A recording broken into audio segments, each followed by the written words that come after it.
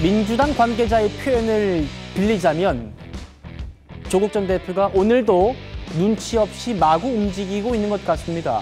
어제부터 민주당 텃밭인 호남 투어를 하고 있는데 민주당 후보를 꺾고 당선된 담양 군수를 만났습니다. 대표님을 많이 이렇게 저보다도 더 호남에서는 기다리고 있습니다. 돌아올 지방선거는 여기 호남에도 50대 50으로 되지 않겠냐, 저는 그렇게 생각합니다. 호남 지역 내에서 좀 건전한 경쟁이 있어서 호남 유권자분들이 선택지가 좀 있었으면 좋겠습니다. 그냥 당만 보고 찍는 게 아니라 실제 그 후보의 능력, 자질 보고 찍으면 호남 전체에 도움이 된다고 저는 생각을 합니다. 민주당께 여쭤보죠. 조기현 부위원장님. 민주당 의원들이 눈치가 왜 이렇게 없냐. 성급하면 실패한다. 소탐대실하지 말고 신중하라. 이렇게 메시지를 발신하고 있는데 내년 지방선거 지금 호남을 반가르겠다는 거 아닙니까?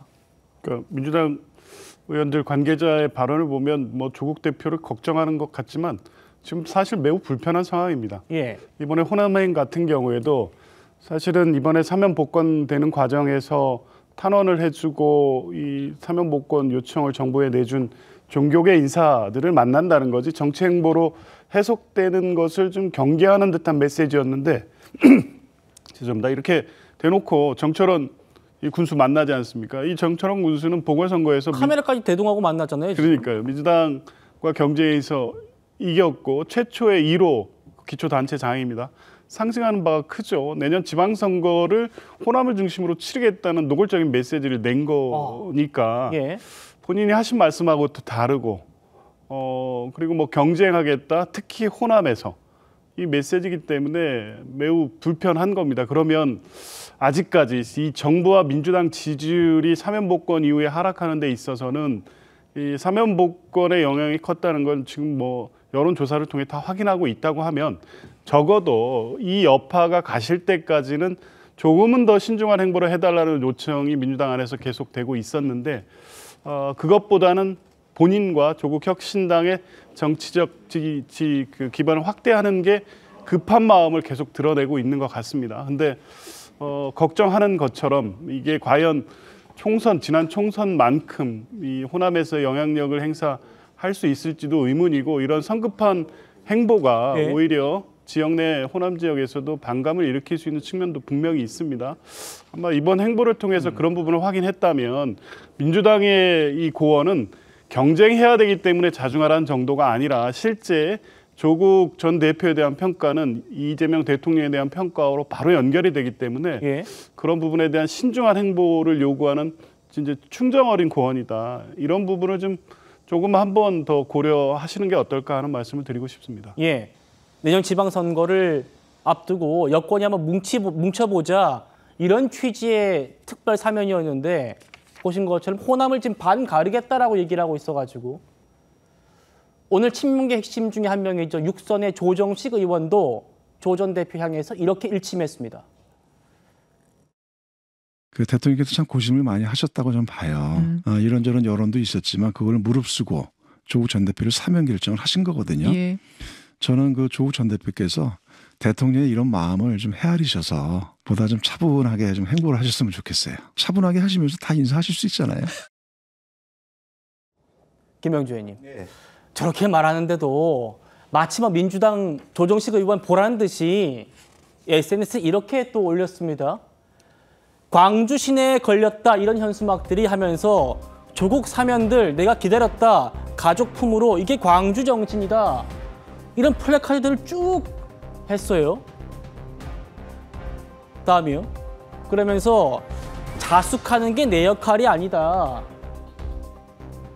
이런 말도 올립니다. 어떻게 봐야 됩니까?